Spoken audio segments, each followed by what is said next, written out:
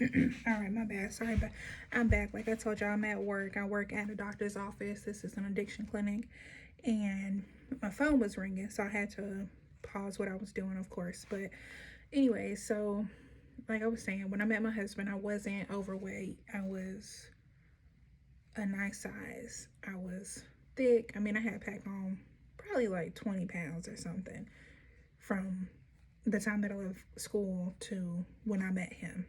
But again, it was just in my butt and my thighs, so it was perfect. um, he and I have been together almost 10 years now, and we have lived in so many different states. Of course, you want to be able to try and experience life, at least I do, at all of the places where you live. You don't want to just go to your regular old McDonald's or your regular old restaurants. That ain't what you're trying to do. You want to go to the finer places and try new experiences and things like that. So that's what we did. Okay. And I did not limit myself to anything. Let me get this phone. Okay, back. Anyway, so that ain't what y'all here for. Now, let's get down to these details.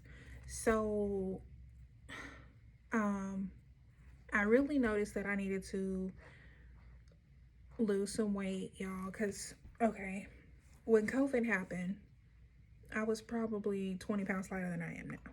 But being quarantined and cooking at home, eating up everything, whatever. But, um, like I said, I work at a doctor's office, and when COVID happened, I have severe asthma, and so my doctor's office was like, okay, we're just gonna have you do prior authorizations, medical record request, and you're just gonna work from home. No big deal. Okay, cool. I sat at home for 6 weeks. Okay, 6 weeks. I didn't talk to nobody besides like my husband. Anyways, we were supposed to have a wedding last year. COVID happened. On what was supposed to be my wedding day, I had COVID. Y'all hear me? I had COVID. Um, so long story short, my wedding was postponed, and I ended up going. I was able to go back to work. I want to say the end.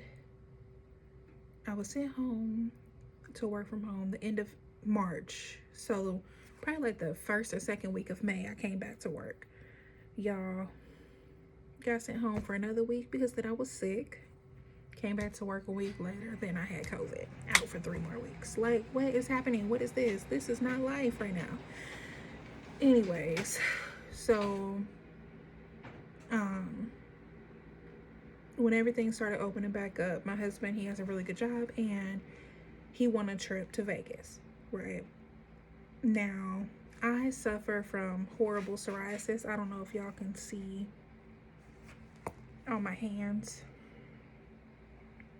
It's all on my fingertips and everything. So, I suffer from horrible psoriasis. I have it on my hands and my feet. My husband won a trip to Vegas, y'all. It was his birthday. It was Valentine's Day. I was trying not to complain. I was trying not to be like a Debbie Downer. I was in so much pain. So much pain. I felt like I was walking on glass.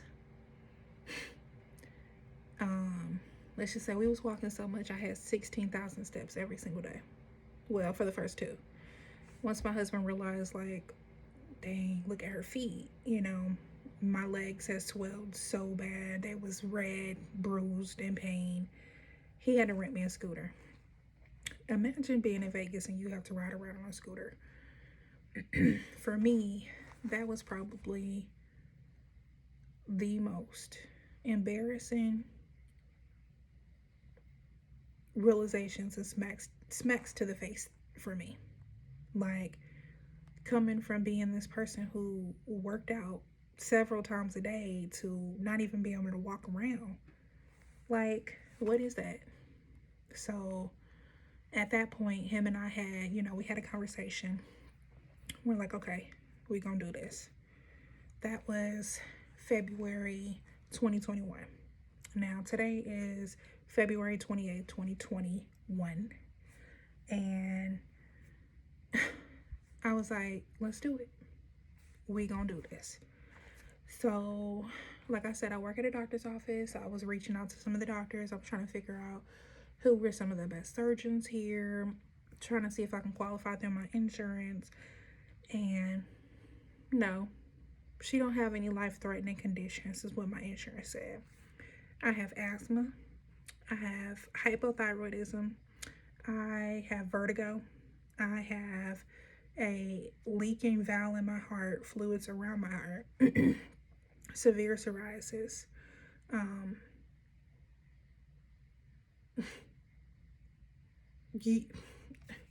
That's not good enough. That's not good enough. So, to backtrack a little bit, back in 2018, I was in the hospital probably twice a month, every month, because so yeah, they couldn't figure out what was wrong with me. They were like, literally went as far as telling me, girl, you got lupus. Like, do you know what lupus is? Seriously. I didn't know anything about my psoriasis at that time. My body, my feet, my legs, my knees, everything was swollen. Like, when I say swollen, my doctor would put her hand on my leg and her fingerprint would stay there for 30 seconds. So I had to do all of these tests. I had to take off 2 days at work because they sent me to the hospital and I was doing test after test after test after test, okay? Hold on again. Anyways, so that's when they found out that I had fluids around my heart and a leaking valve, which the valve was pushing my blood counterclockwise instead of clockwise. So that's what was leading to the pitting edema that I had. Then I had to go back to the hospital because I passed out. Then they said, oh, well, you have vertigo. And when you're showering, your water is getting in your ears. You have a cavity back here that is trapping water in there, which that water is then pressing on your nerve, which is making you black out and feel like you can't lift your head. Okay, cool. So I'm just basically accepting diagnosis after diagnosis after diagnosis after diagnosis. 27 pills later, y'all, I was like, I cannot keep taking all this medicine. I felt like every time I went to the doctor, they was putting me on something completely different. Or not different, but adding to what I was already taking. It was one morning I got up and I said, I am not taking another motherfucking pill. Not another one. I called my mother-in-law, who is a nurse, and I called my mother, who is a business administrator at a nursing home, and I called my sister, who passes meds at a nursing home. I'm talking to everybody about all of my medicines.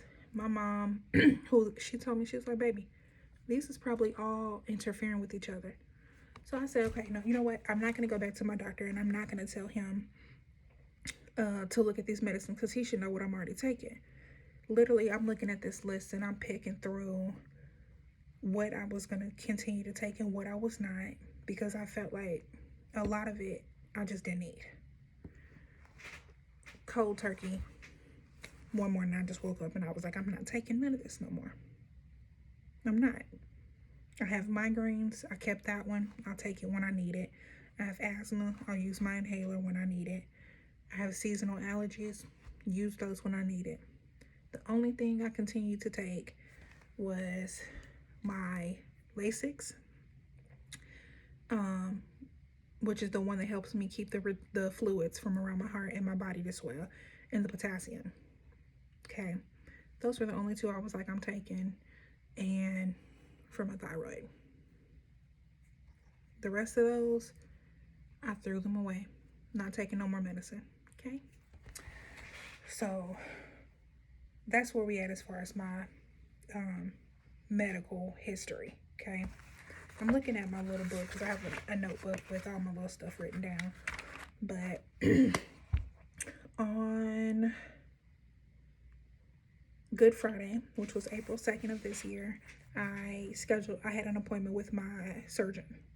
Him and I spoke about it. Insurance determined that none of my conditions were life-threatening. So they didn't approve me through insurance for the surgery. My husband said, let's pay for it. Like I said, we've been dealing with this since probably 2016, 2015, that my weight and health just took a spiral, okay? So on Good Friday, I had a conversation with the doctor. At that point, they made me get on the scale. I was 301 pounds. 301.8 to be exact. Now, my highest weight, y'all, was 311. I lost 40 pounds for my wedding last year, and then didn't have a wedding. Got sick, had a quarantine. Y'all know. So, ended up packing that weight back on. Surgeon and I discussed it. My husband said, how soon could we get her on the schedule? He said, I can schedule within the next 2 to 3 weeks. I said, ooh, pump your brakes. Let's talk to a nutritionist. Let's talk to a counselor. Let's talk to my boss to see when I can take off work. Like, let's do these little things first before we just say, oh, we gonna cut her open. Okay. Came back to work because that was a Friday. So I came back to work on that next Monday. Had a conversation with my boss, and she was like, yeah, I'm not gonna stand in your way to have this procedure, so we agreed on a week that would be good for me to take off work. Then called the surgeon's office back to let them know they got me on the schedule with the nutritionist. Now, I've met with the nutritionist twice, and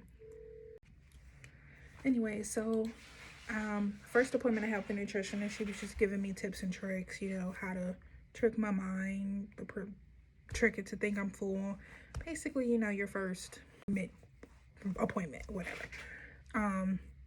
She looked at me, she said, I honestly don't know how your weight has gotten out of control because you have healthy eating habits.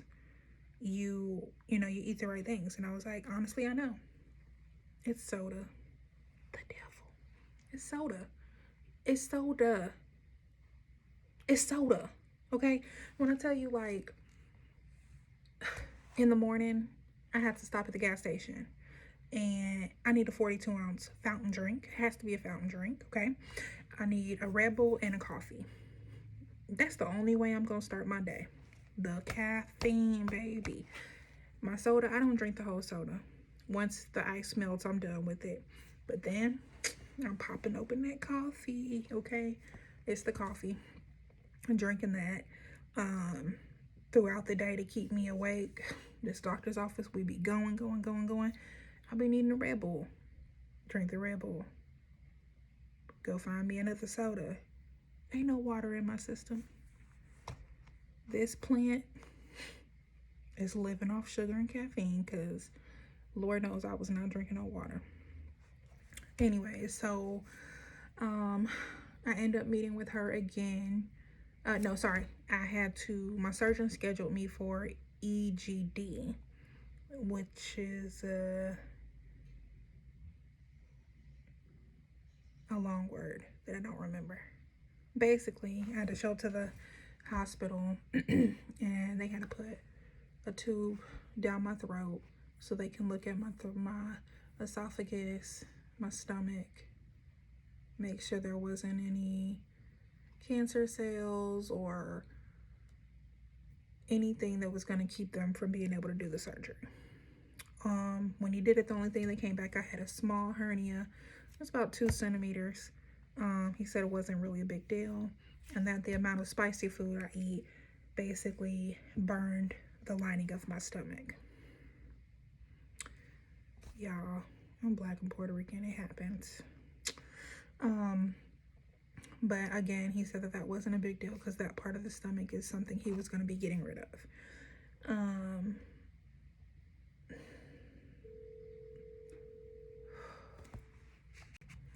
Okay, so then had to meet with the surgeon again.